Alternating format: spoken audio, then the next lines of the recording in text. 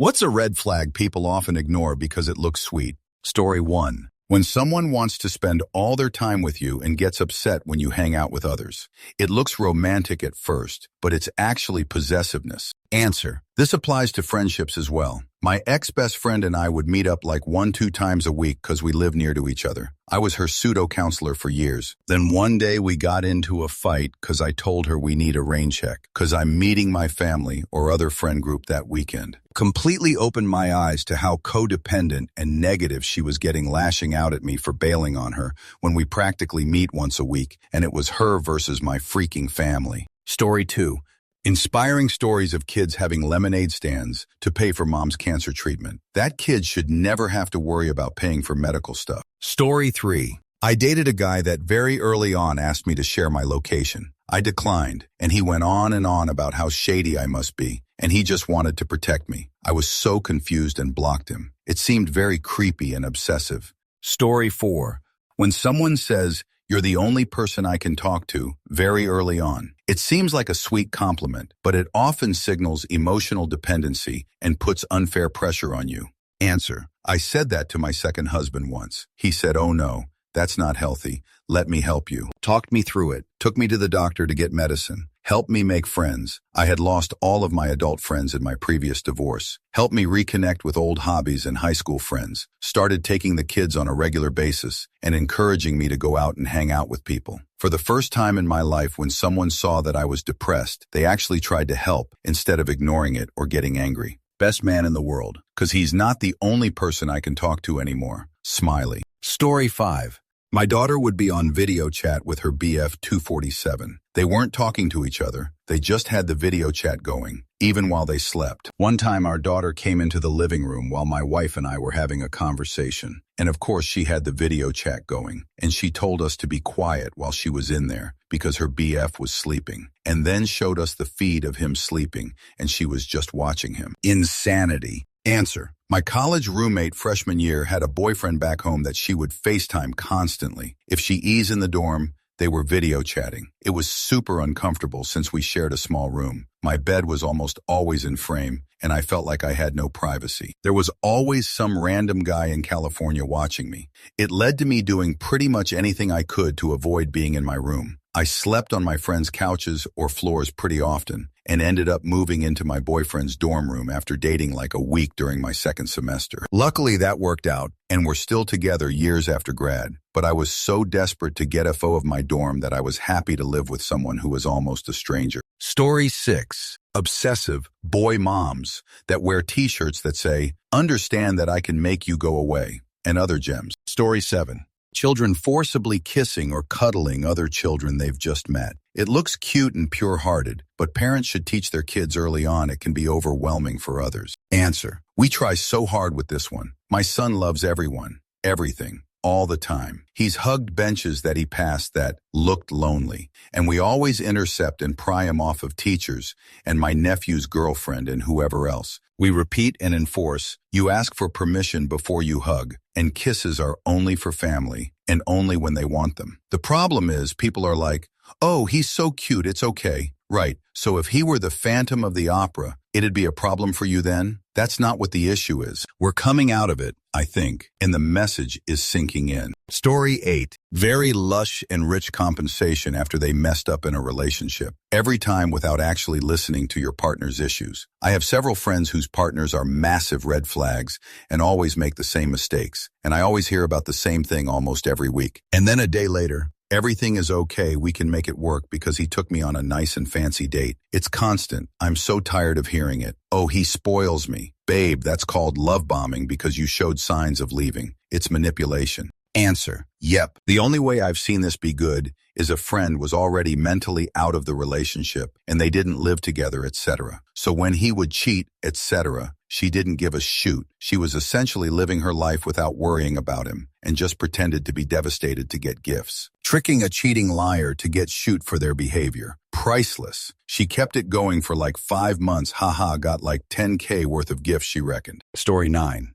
Public proposals. I've heard stories of women who felt they couldn't say no because everyone was watching. Sounds like coercion to me. Answer: I mean, not every public proposal. My husband proposed where we had our first meeting. We had plenty of conversations about being ready for marriage, what type of ring I like, and he did know my feelings on being proposed to in public. He did a big scavenger hunt, and my friends flew out from all over to hide. It was really the best, but it should definitely be a conversation beforehand. Story 10. Women that act helpless so the man has to protect them. I know a 37-year-old woman who wakes her husband up in the middle of the night to take her to the bathroom. Same woman screams like a lunatic when she sees a bug of any description and will continue screaming until it's gone. If you don't want to babysit someone for the rest of their life, don't fall for that "Rezumi, I'm helpless" bullshit. Answer: honestly, I did this a bit when I was a teenager because I found that a lot of the dudes at that time were talking bullshit. Even now, I've noticed that many guys will say that they want one thing, but then when you give them that one thing, they get pissed off about it. I noticed that they'd say over and over again that they liked independent women who didn't need them. But then when you acted like that, they'd get pissed off because their self-worth apparently rested on you needing them. And back then my self-esteem was jerk,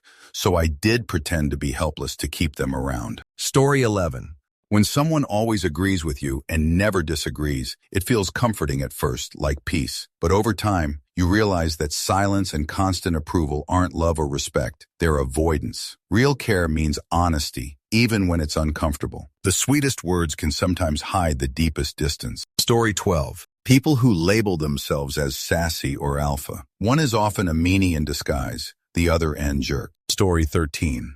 Someone says they are a person of God, then they are given a free pass. I grew up in the church and found that many religious people are vile and wicked. Answer: it's definitely been the case more often than not that people who loudly profess their Christianity use it as a blanket pass to conduct themselves however they wish, which is often in a most unsavory fashion. It's absolutely a red flag for me. It's not Christian-like to smile at your neighbor to her face and then call her a meanie and a slut behind her back. Actual thing my Christian aunt has been doing. Story 14. Jealousy or possessiveness. No, it does not prove how much you love me that you are unhappy that I got a text from a male coworker when he was just asking me about a meeting in the morning. Story 15. As someone who has to work with manipulative people all the time, lots of compliments pique my radar. Story 16. Ignoring your wishes to be more gentlemanly. If I say I don't want you to pay for my dinner, don't ignore my preferences and insist. Just let me pay. Story 17. Romanticizing your high school sweetheart as the one that got away when you graduated 10 years ago. Story 18. You're not like other guys' girls, putting you on a pedestal and putting everyone else down. You're so different from everyone else. Sounds flattering, but it's usually a sign they see people in extremes. Eventually, you'll do something human and fall off that pedestal hard. Story 19. You know what's a sneaky red flag that totally masquerades as sweet? When someone says stuff like, I just care about you so much, that's why I need to know where you are all the time. Like, okay, cute in theory. Sounds protective, right? But if you're not careful, it turns into controlling real quick. Answer: my ex really wanted us to share location on our iPhones all the time, and it really didn't sit right with me. But apparently, a lot of couples do this. I have an AirTag to track my dog and would definitely want to see where my kids are if I eventually have any. But tracking my spouse feels so invasive to me. I tried to compromise on it, but eventually I just flat out refused. It's a boundary I'm not willing to give up. Their argument was that in case I was in an emergency, tracking location could help, which is valid, but I still feel like I'm entitled to some level of privacy. I offered to turn locations on temporarily in times we thought it was appropriate, but this compromise wasn't enough for them. They felt I had something to hide by not wanting to share location all the time. Framing such a new piece of technology as a survival necessity just doesn't make sense to me. We've all managed to make it this far without tracking each other 247. Story 20. Saying to little kids stuff like, you're gonna break so many hearts, or you're such a ladies' man. That's weird. Let your kid figure that out. Story 21. Acting overly obsessive over anyone. As someone who has had bouts of being obsessive over people, it really pisses me off to see people romanticize it. It's not pretty. It isn't romantic. It's actually awful. From my experience, you feel like shoot because that person hasn't read your text or hasn't responded in the way you want them to. Them talking to other people makes you want to rip your own skin off. You have to learn how to manage it, and I'm glad that I have, but it's really hard, and I dislike when someone romanticizes that shoot. No, it's not a cute and fun time. It's soul-crushing, and it takes time to heal after it. Story 22. It's wild how many red flags get a cute filter slapped on them. The boy mom thing and love bombing both feel like a performance that's more about ownership than actual affection. And seeing a stressed out animal passed off as content is just the same energy applied to a different victim. Story 23. Forcefully kissing like in the K-drama, cause in real life, Jay can bite you for doing that. The movies are just not being realistic. Story 24. Children quickly becoming attached to brand new adults, wanting to be held, kissed, hugged, having no boundaries with strangers. It usually indicates that they have attachment issues and don't have secure attachment with any adults or parental figures, and so cling on to any adult. I see people who work with kids think it's so cute when a kid comes to daycare or school or gets a babysitter and immediately wants to sit in their lap and be held and loved on by a stranger. It's not cute. It means something in that child's life has gone really wrong, and it's the adult's job to set appropriate boundaries and not allow the child to put them into that position. I met a woman who had 3 kids and had a difficult life. I brought her some supplies for a new baby and for Christmas that had been donated for her. Her oldest son, who was 3, immediately attached to me, would lean on me and sit next to me and hold my hand and get upset when I left and ask when I was coming back. It wasn't cute. It was really sad because I knew it meant that he had been put into the position of not having his mom around to rely on. I think she had been in prison for part of his life. Answer. As a preschool teacher, I need to challenge this a little because this can actually be a pretty dangerous assumption. I want to gently push back on the idea that any time a young child is affectionate with a new adult, it's usually a sign of disordered attachment or that something has gone really wrong in their life. As someone who works in early childhood education, I can say with confidence that many children, especially toddlers and preschoolers, are naturally warm, open, and affectionate. Their default is often trust, not fear, especially when they've experienced consistent, loving care. In fact, it's often children who have experienced trauma or neglect that may appear less trusting, more withdrawn, or overly vigilant. They've either been exposed to adults that have taught them that not every adult is safe or been warned against them. Of course, we do need to be mindful of cases where children show indiscriminate attachment or lack boundaries entirely. That can be a sign of something deeper, like disinhibited social engagement disorder. But those are specific clinical situations, not the norm. The idea that a 3-year-old holding a visitor's hand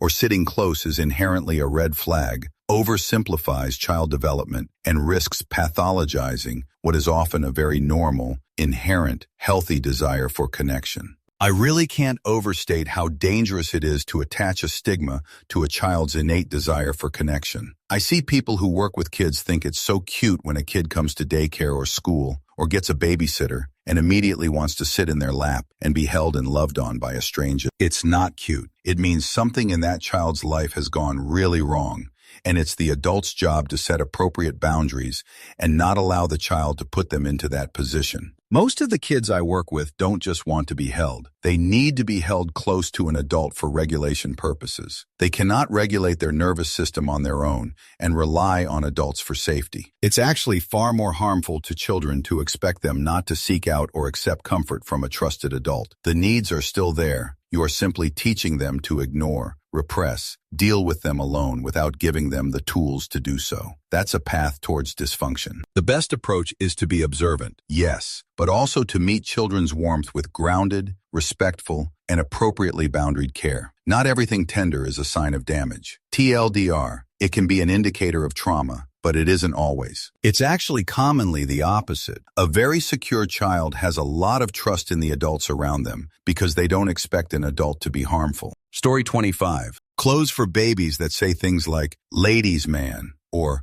heartbreaker. Do people not realize they're sexualizing little children? Answer. Especially when there are so many funny baby clothes. My brother is a big hockey fan, and so when his first kid was born, I got him a onesie that said, "I'm told I like hockey." When my first kid was born, he got me a onesie that said, "I'm new here." If you want a funny thing for your baby to wear, it's trivial to find something actually funny that doesn't make you sound like Prince Andrew. Story 26. Stay with me. When they insist on paying and buying everything, phones, clothes, food, bills, transport, etc. People think it's sweet, but I genuinely don't trust it. That's too much power to be used. My independence is everything. Don't insist, especially when we just met. Take what I allow you to pay for and be happy with it. So yes, I go Dutch on multiple dates as well.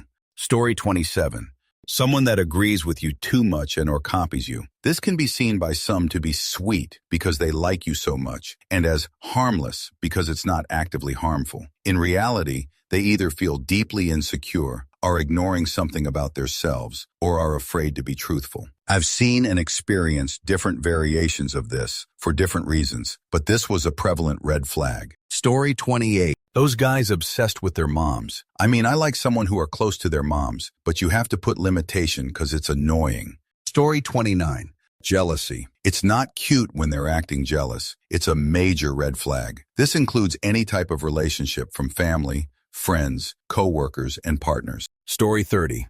My ex used to sit outside my yoga class waiting to take me home. My teacher thought that was adorable. I later explained to her that he didn't trust me to go anywhere by myself. After I escaped, he was convicted of stalking and domestic abuse. Story 31. When someone insists on being super helpful with your stuff early on, like reorganizing your closet without asking, it feels thoughtful, but it's a control creep. My first date did that to my bookshelf, and by month 3, I was second-guessing my own tastes. Sweet at first, suffocating later. Story 32. When someone always wants to be together. Sounds romantic, but it's usually code for, I get anxious when you have your own life. Story 33. My in-laws have this habit of asking all the children in the family weird questions like, who is your favorite uncle, aunt, cousin, etc. It always strikes me as a strange way to introduce competitiveness in an area of life that really doesn't need any. Like, it's one thing if my niece runs up to me and says, you're my favorite uncle, without any prompting, in large part because she halfway doesn't know what she's saying. But when the adults in the family are egging the kids on to choose, it just feels unnecessarily toxic. Story 34. Ignoring boundaries under the guise of doing something nice. When I was in college, I'd told my boyfriend, who was like 15 years older, a whole other red flag, that I had a big exam to study for and couldn't hang out. He showed up unannounced at my apartment with takeout for dinner. Seems sweet, right? Well, then it became, since I'm already here, why don't I just stay the night? Again, at the time it seemed like he just wanted to see me and spend time together, but it ended up being the tip of the iceberg of ignoring my needs for his wants. Story 35. Someone, usually a man, pursuing someone for years, even though the other person being pursued made it clear that they weren't interested and weren't going to change their mind. Answer. I blocked my last ex on several accounts and on my phone. This was a few years ago. He would occasionally try to find a way to get through and ask to talk. This man was horribly immature and possessive. He broke up with me because he thought I made plans to go see a show with a male friend. It was a female friend. I was already pretty much done with his shoot, so I let him breaking up with me be the end of it. Last month I got married, and he sent me a love song on Spotify 3 days before we went to the courthouse. I showed my husband, we laughed, and I blocked him again. This piece of shoot keeps trying to get back with me every time he can't keep a new GF. Story 36. This one may be a slight bit unpopular or less known, but trauma dumping. I've been guilty of this myself in the past. I'm ND, neurodivergent, and I did it because I had an extremely anxious attachment style toward anyone who showed me any modicum of kindness. To some, it can come off as sweet or endearing, or that the person doing the trauma dumping trusts you really fast. In all reality, though, it's more likely either the person struggles with maintaining a secure attachment style with someone, or it's a manipulation tactic used to create a super quick bond. This is common in people, at least that I've personally noticed, with some type of narcissistic traits. Not full-on NPD, but the traits normally associated with it. Answer. I think of trauma like energy. It can't be created or destroyed necessarily, but it can be properly handled and stored. Throwing it at the first person that has no choice but to listen isn't properly dealing with the trauma. You need to take that shoot to a therapist or whatever, someone who's qualified and consenting. Like if I went around pitching baseballs at people because I couldn't help it, that would not be good. You've got to find a catcher, someone who can absorb that energy and turn it into something positive. IDK if this makes any sense. LOL, I'm very tired. Story 37. People being too friendly very early on upon meeting you. I find they tend to be manipulative and use that as a tactic to get on your good side. They make you believe you guys are besties so they can exploit your goodwill from then on, while not intending to be a true friend to you. Instant ick. Story 38. One red flag that people often ignore because it looks sweet is when someone is overly attentive or affectionate early on in a relationship. While it might feel flattering or romantic, it can actually be a sign of possessiveness, control, or even obsession. Story 39. I know a guy who absolutely showers me with compliments, to the point that it's uncomfortable, about how beautiful I am and how unique and special I am. I play music, and if he sees me perform, it's this wall of text about how amazing and intelligent my songwriting is, etc. It comes across sweet, but it feels like love bombing, and I wonder if he is low-key really controlling and abusive. Story 40. Just read a post yesterday about a chick who scammed her husband into dating her by learning everything she could about the dude, her friend's brother, and then leaving out things she knew he liked when he came over to get him interested in her. Apparently, this is one of those red flags that people ignore because it looks sweet. Half the comments were people talking about how cute it was that she didn't reveal that she'd manipulated him until she gave her wedding vows. Story 41. Permanent location sharing. I have no idea how people think that wanting to know the location of their partner at all times is anything other than controlling and abusive, and yet it seems like more and more young couples are doing it. Story 42.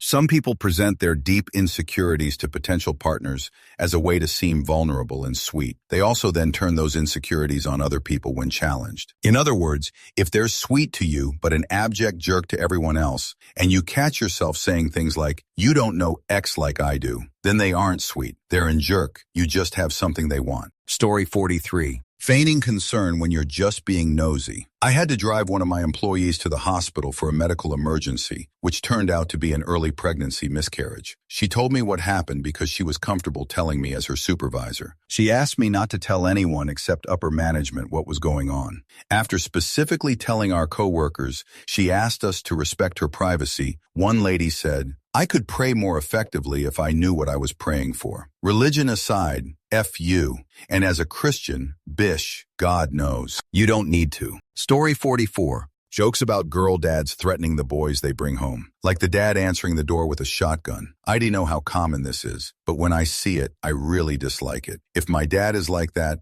I'm never bringing a guy around him. Story 45. Waiting for a teenager to turn 18 before making a move when you're a grown jerk adult. You either have pedo tendencies or you're too lazy to try figuring out why no one your age wants you and working on yourself. Love bombing as a manipulation tactic to guilt your crush into agreeing to go out with you. If there's a genuine connection, you won't have to try. Love bombing and persistency might eventually wear them down until they agree to a date, but I promise resentment will build and things will end disastrously. Love bombing as a manipulation tactic to stop your significant other from breaking up with you. It's pathetic, and your SO isn't impressed. They just feel trapped. And this is why the spouse or SO of homicide victims is the first person police investigate. It also proves you never really loved them, because you'd rather they stay and suffer than leave and find happiness. My first real boyfriend met me when I was 16. He was 25 and waited 2 years to ask me out, like he was literally marking the days on a calendar, counting down to my 18th birthday. During those 2 years, he'd buy me stuff for no reason, like my favorite soda and snacks, a portable CD player with his Marlboro Miles, wish I was kidding, and get well cards with flowers when I was sick. At the time, I thought it so sweet.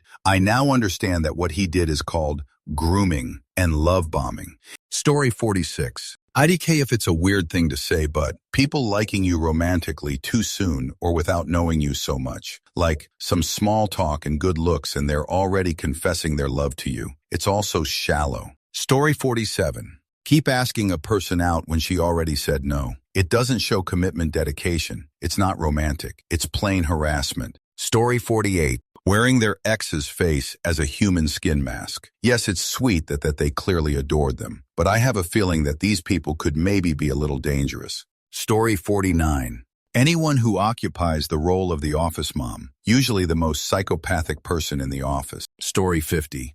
Putting puppies in a box to surprise kids as a gift. Nup, really unkind to the baby animal. Do you really want to teach your kids to be, ah? Story 51. Anyone calling themselves a queen or asking you to be a queen. Those people tend to be really toxic and/or expect you to be toxic because that's their favorite model of social interactions. Story 52. Sharing pics of your kids in the bath or crying and not making your kids' pics public on social media. Story 53. While it doesn't have to be negative, being showered with affection, particularly at the beginning of a relationship, can be love bombing, a common strategy of narcissists trying to make another person become emotionally dependent on them. Story 54. Surprise gifts work, lunch random, visits, always make me think this person has so little confidence they've already spiraled into mild stalking. They're only a few ego blows away from hiding in the bushes out front of a club. Story 55. Some movies, like for example, The Notebook,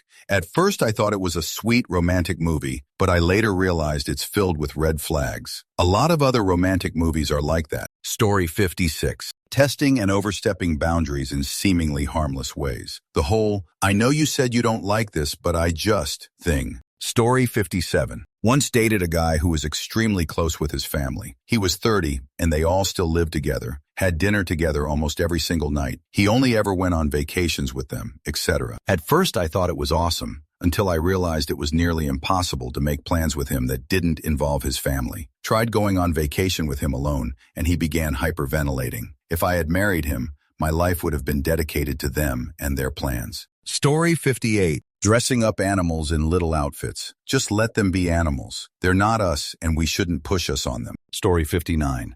When they check in all the time, not because they miss you, but because they need to know where you are. Looks like care. Feels like a leash. Story 60. This probably isn't common, but like people who will make random observations, assumptions about you, and randomly say it to your face like it's a fact. Kind of comes off as being observantist or insecure about themselves, but gets weird and annoying really fast. Like you didn't respond to this specific message out of the 8 I sent you. You must think X. No, I never said that. I just didn't want to reply to every word of all the bajillion things you sent me. You react to me complimenting your appearance differently than when I compliment your art. Does it make you uncomfortable? No? Sorry, I don't respond to things the exact precise same way every fudge time. Sorry for being a human being who is not 100 consistent in my behavior. Story 61. Person uses a tracking device. Spy where you go. I guess it's cute if you're good looking and rich. This is what 50 Shades in Grey told me. Story 62. Being jealous when your spouse talks to the opposite intimacy or has friends co-workers of the opposite intimacy. Story 63. Shows up to first date and whispers, I'm wearing a butt plug, right before you're seated at a 5-star restaurant. Story 64. When men are uber protective at the beginning of a relationship, calling when you go out without him, needing to know what she is doing. Story 65. Possessiveness. You think it's sweet someone wants to be so attached to you that they make sure nobody comes near. But on their side, they are just thinking of you as property. Story 66. When a guy in his mid-20s tells her 18-year-old girlfriend that he want to mold her the way he wants, OBV in a, quote, good way, and restricts himself to go to places like Vegas for her. Story 67.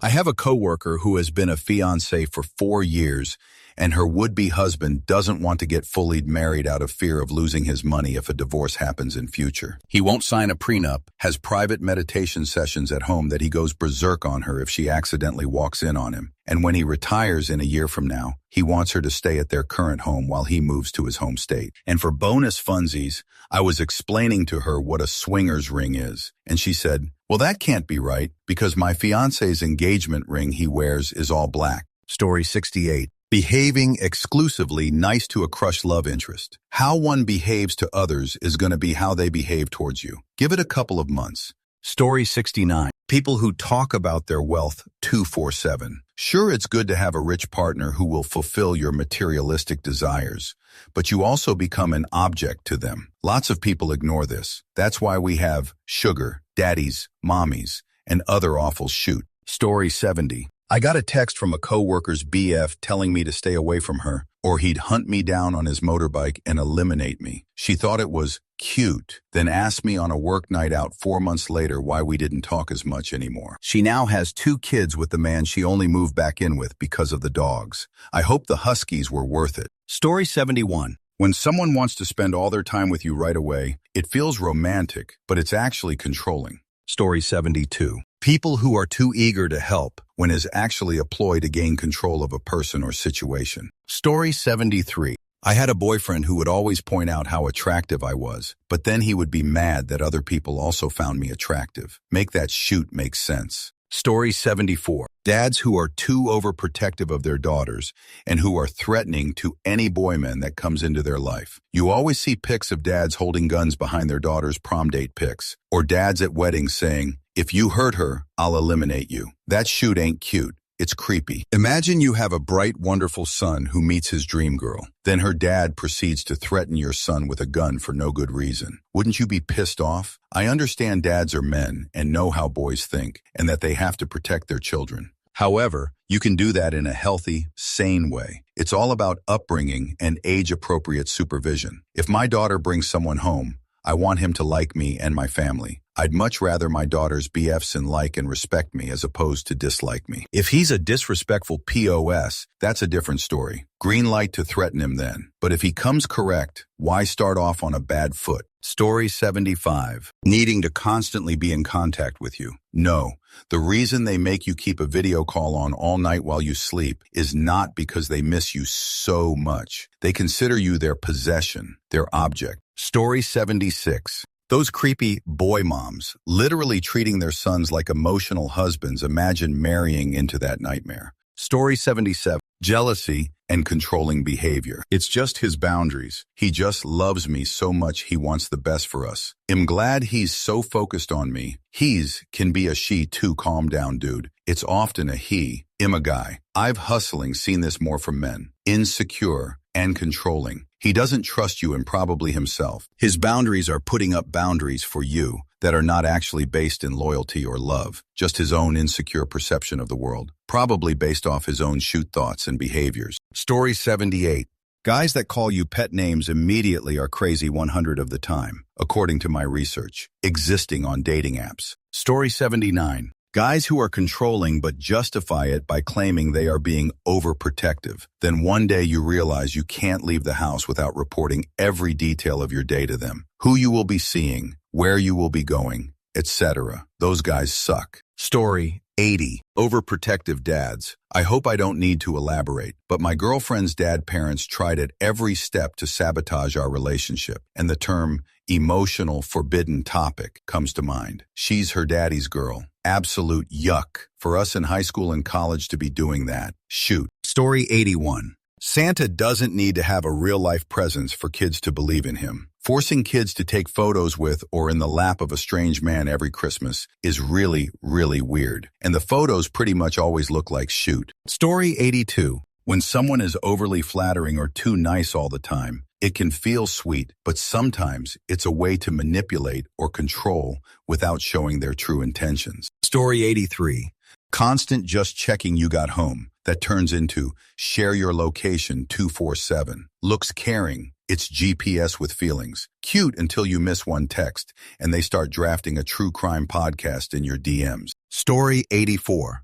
Needing to be the apple of the eye. Everywhere. Always. I had a friend who had a thing for wanting to be the crush or person of interest of the coolest, hottest person of that setting. Friend group, college class, workplace, etc. She always had to be number one to the number one. All the while she was in a steady relationship. Cost her a few terrible years. Finally, she is better. Story 85.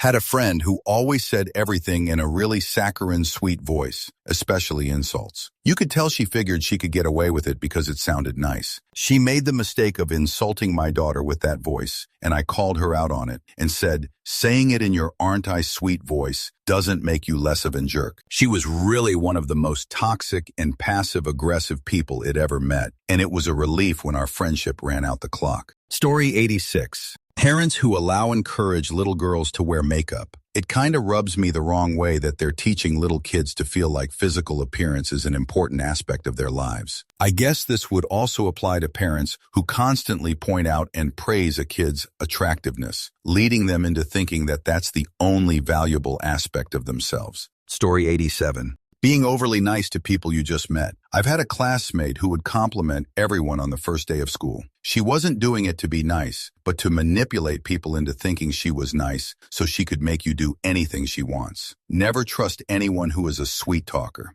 Story 88. Gender reveal parties, especially when one of the parents is upset about the gender. But gender reveal parties are gross. Story 89. I'll admit that being too dependent is my red flag. My BF doesn't think it's an issue because he thinks he's the same way. I'm still working on it a lot in therapy. Story 90. This may be controversial, but it's a hill I will die on due to experience. People who are obsessed with their designer dogs that they purchased from a breeder. Most people go, "Aw, cute dog." But I guarantee you their egos are completely enmeshed with how it looks to have that type of dog. And that dog is, and will stay, more important than you. It also hints at sensitivity chip issues. Why spend thousands at a breeder when so many shelter dogs need homes? Note, this absolutely does not apply to people who need specific breeds of working service dogs, i.e., you're a search and rescue volunteer and get a bloodhound from a breeder, or you're a kid with a medical alert purebred golden. Obviously, that's completely fine.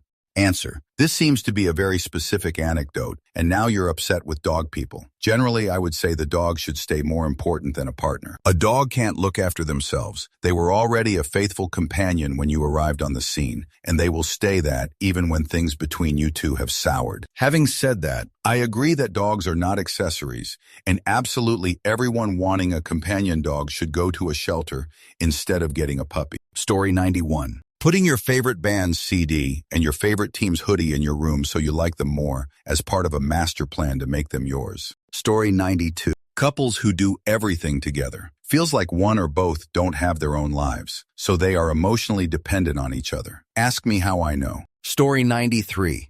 Obsessive tickling. It seems cute at first, but when he doesn't stop, it feels more like torture than flirting. Story 94. All the litter of kittens content on Reddit. I foster for a rescue. There are so many cats that need homes already. Shelters are bursting. Rescues are full. Never enough fosters or resources. If you find a pregnant cat, you can still have her spayed and usually should. If you find kittens, you need to make sure they all get spay-neuter and also locate mama for a spay-neuter. If you feed cats outside, they need a spay-neuter. If you want to help your community minimize this overpopulation, donate to a local group that does spay-neuter or trap-neuter release, TNR. Kittens are so cute, and we have so many. Shelters by me get hundreds every month, and there simply are not enough homes. It's funny to joke about CDS, but it's not so cute in real life. Kittens get pregnant as early as 4 months old. Please spay and neuter those kitties. It is the kindest thing you can do to help all kitties. Story 95. IDK if it's just me being an aloof person, but it is a pet peeve of mine when anytime I get up to do something, my man asks where I'm going. Whether it's to wash dishes, go to, pluck my eyebrows, anything. I think it's a red flag, but I'm not sure. Chime in if I'm the toxic one by all means. Story 96. Moms that think because they are the mom, regardless of how toxic and dangerous they are to their kids, have full control and power when it comes to custody battles. Story 97. They're too accommodating or eager to please. Often means that they are hiding some sort of controlling behavior. Story 98. Mums who say their daughter is their best friend. Give the kid a break and let her live her own life. Such a burden to put on your child. Go and find some friends your own age. Story 99. It's easy to overlook jealousy when it's wrapped in sweetness. Remember, love should feel secure, not possessive. Story 100.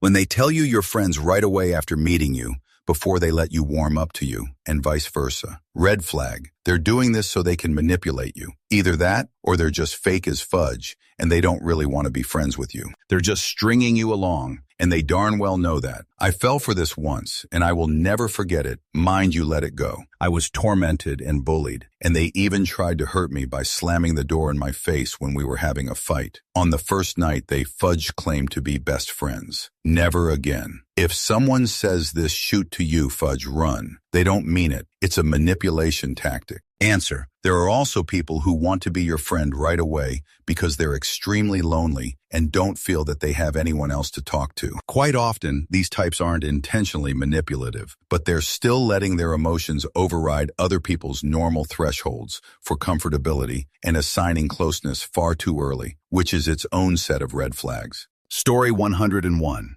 I had hourly-long video calls with my ex. They started due to us being friends for a long time. And when we were friends, they were exciting and fun. When we got into a relationship, at first it still was fun. But after a while it got stale. We would just do our own thing while sometimes glance at each other and say something. And at the end she was like, "You only want to video call to check on me if I'm not doing anything weird." While she was the one who always insisted on video calling right when I got home from a weekend with her. She came home from my place, or when we were both done working. It's not sweet. It's alarming that you actually want to spend your time with someone so much. I complied because that's how we met each other, and she was my first partner. But looking back on it, yeah, that flag was quite red. Story 102. In many situations, being confident. People don't want to admit it, but having confidence without anything to back it up is a very negative trait. Story 103. When they follow you around for an hour while you're on a date and threaten to eliminate themselves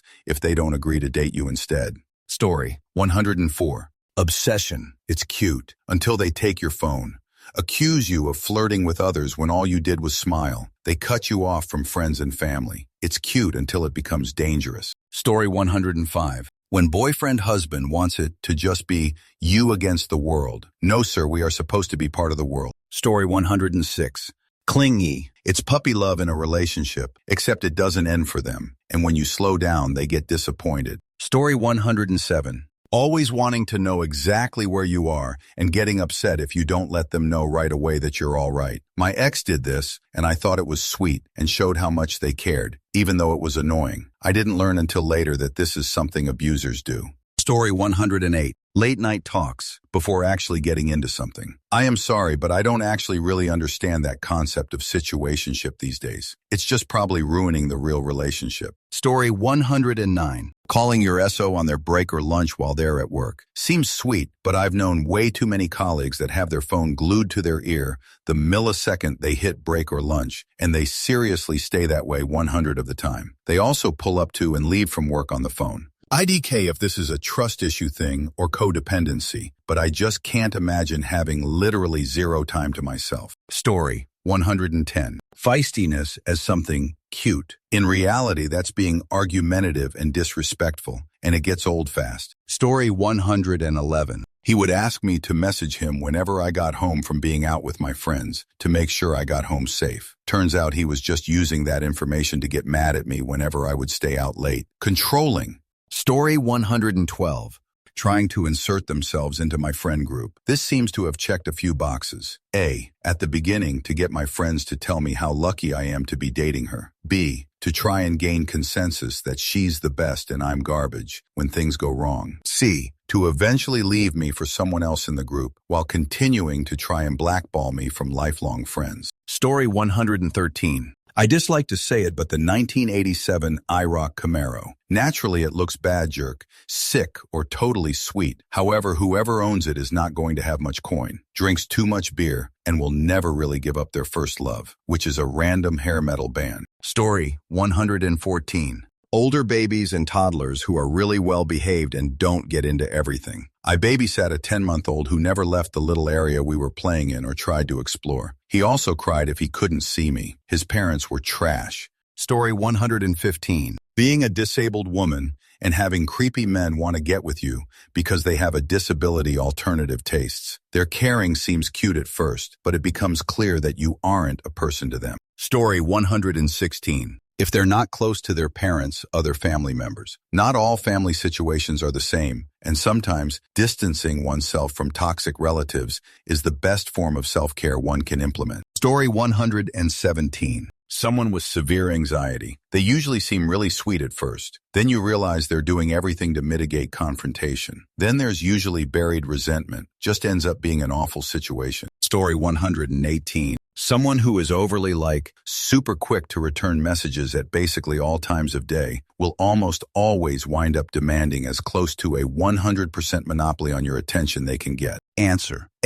Define super quick. I usually respond to people I'm into somewhere between 5 minutes, 1 hour. I work in environments where quick texts are NBD. I don't get upset with them if they take longer though, nor do I expect a lot of their time. I just enjoy keeping the conversation moving and see no need in putting off a response for hours arbitrarily when I already know what I want to say. Story 119. When someone insists you have to stay the night because you had a drink, it's snowing, it's late, whatever. It's not usually about safety. If they were really worried, they'd call you a ride, walk you out, or make sure you got home safe. It's usually about control, trapping you in a situation where saying no gets harder. Sure, there are exceptions. Extreme weather, genuine safety issues, no money for a cab. But most of the time, it's not care. It's coercion dressed up as concern. Story 120. Falling madly in love with someone, like immediately. When you put someone up so high so quickly, the only place to go is down. Story 121.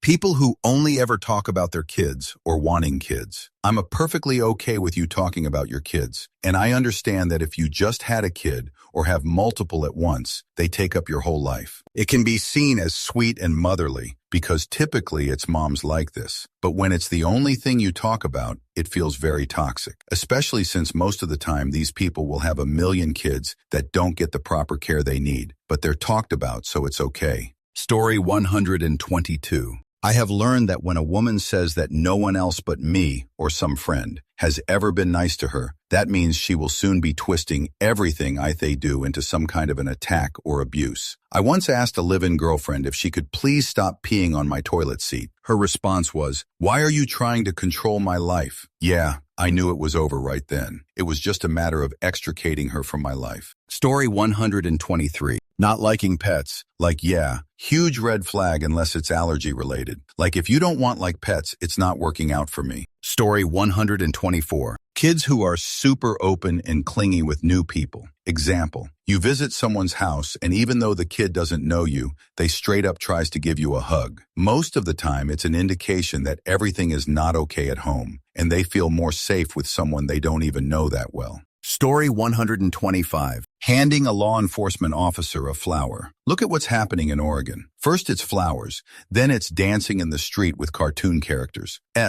Story 126. Love bombing. Regardless of motive, it's toxic. You can't just gift your way out of fudge up. You have to take accountability and correct your behavior. And you can't gift your way into a relationship.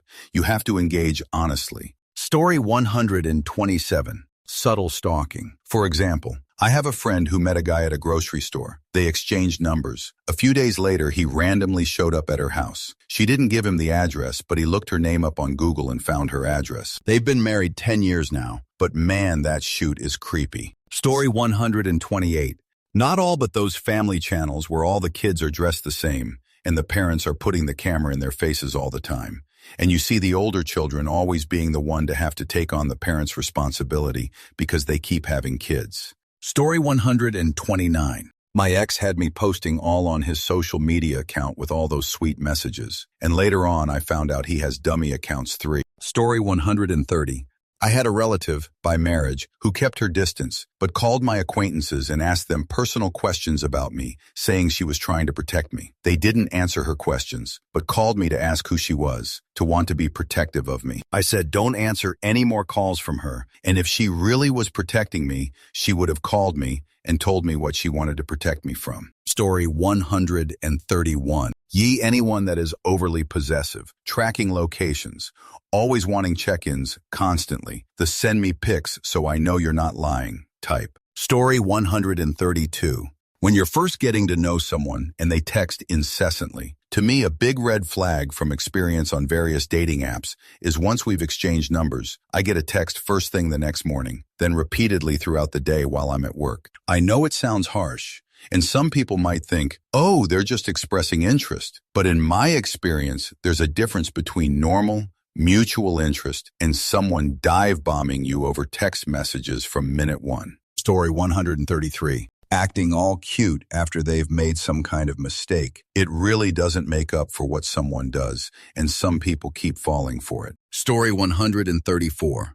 I recently read Lundy Bancroft's book, Why Does He Do That? And apparently one is repeatedly doing chores and helping to the point that it is not sweet but feels extremely intrusive. Story 135.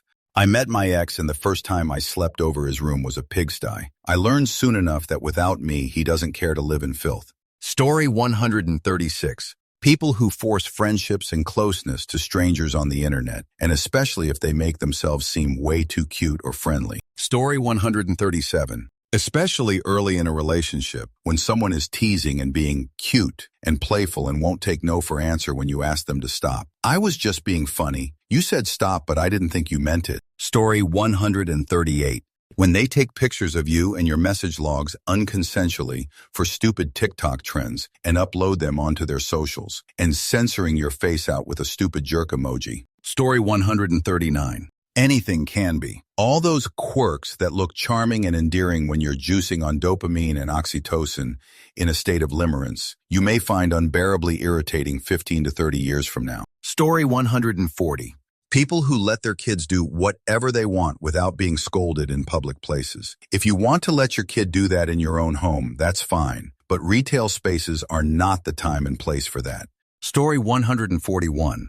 LMAO. These answers are so Reddit-esque, more like red flags to them, that others see as sweet, not necessarily genuine red flags. Story 142. Sharing your location with someone for your safety, when in reality you're trying to see where they are in all times and confirm the facts. Then the SO coincidentally shows up to your location. I notice this is common with my friends who are Apple users. I always ask, is that an Apple user thing, or is there insecurity and no trust in your relationship? I never get a response. Story 143. Low-key stalker vibes from someone you start dating. It feels quite nice and bubbly and shoot, but it usually gets weirdly uncomfortable real fast. Story 144. Had a friend who would literally copy everything I did.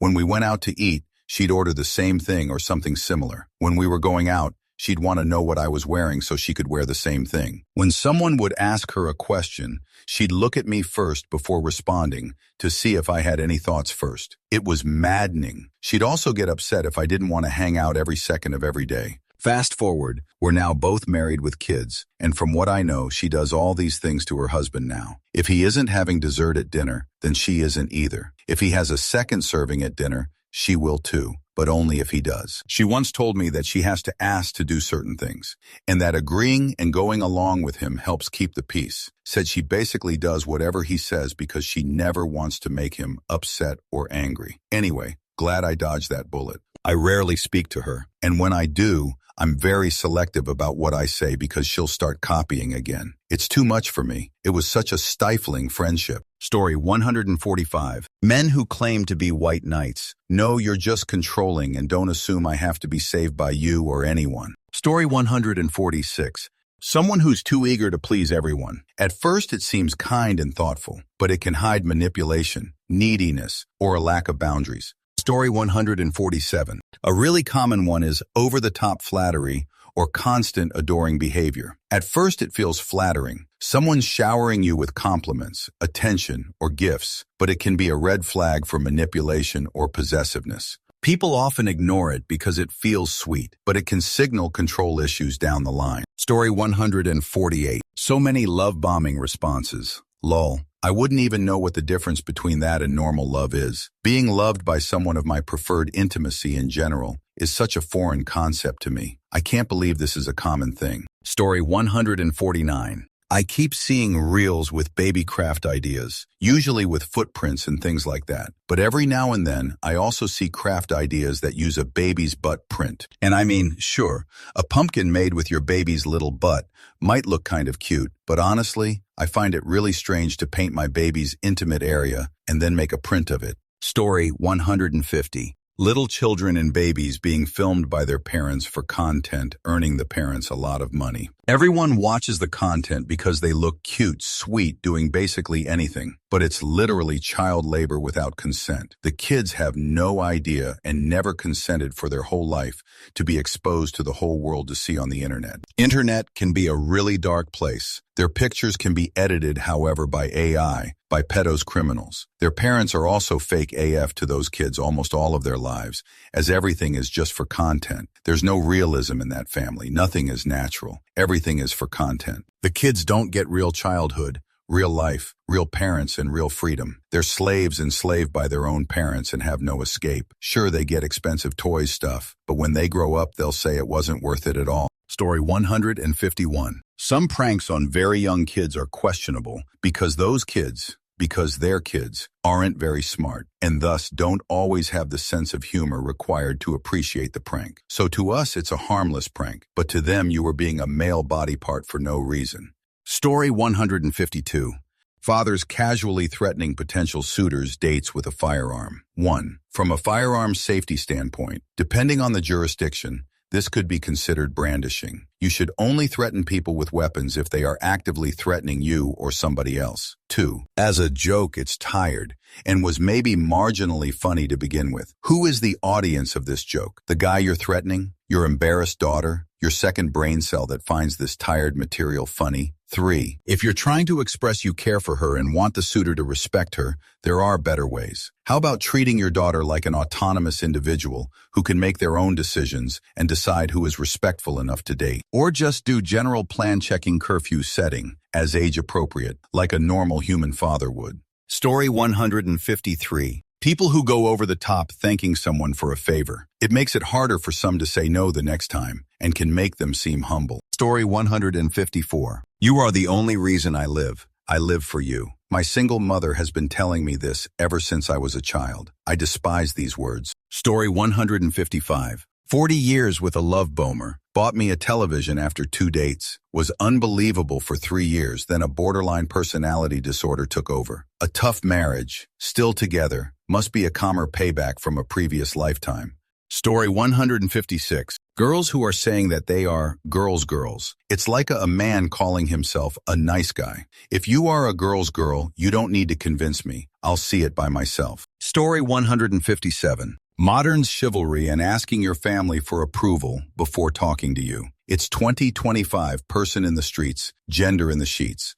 Story 158. I think Asian moms who say, I am just waiting for my son to say yes to marriage. I'll have a list of suitable brides ready in no time. Gives me the ick and is kinda a red flag. Like, ma'am, have you seen your son first? He is not capable of taking a wife yet. Calm down, please. Story 159.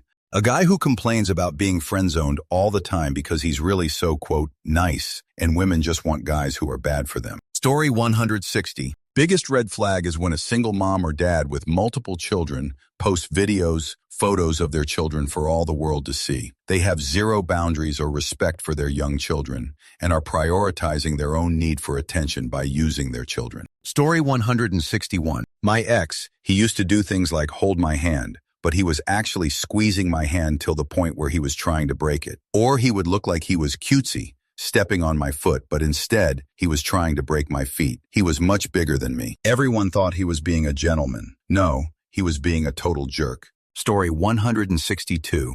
I know a lot of people have split feelings on this, but in my opinion, it's always been a bad thing. OMG, your girlfriend is so pretty. We should all hang out sometime. In personal experience, the girl was always involved with the guy or wanted them at some point.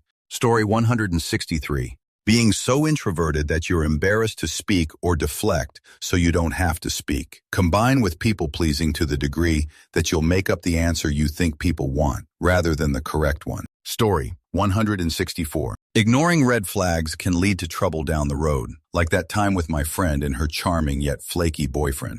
Story 165. When the person that you are dating or married to constantly calls you asking where you are and who you are with, having a person that they must always speak to on a night out to make sure that you are where you say you are. Story 166. The whole femcel thing. The word lost all its meaning, and it makes very toxic women who need help look like wifey material. It's kind of more disrespectful to women than anything. Story 167. The friends who keep talking about their partners 2047. I once had a friend who kept talking about every single conversation she had with her boyfriend. Don't get me wrong, I love listening to people talk about their partners, but it gets annoying when they start interrupting you when you speak to talk about their partners. Story 168. I'll do anything for you. It sounds noble, but if they never say no or ignore their own limits, it's a sign of poor boundaries or people-pleasing. That kind of self-erasure can flip into resentment later and becomes a guilt tool. After everything I've done for you. Story 169.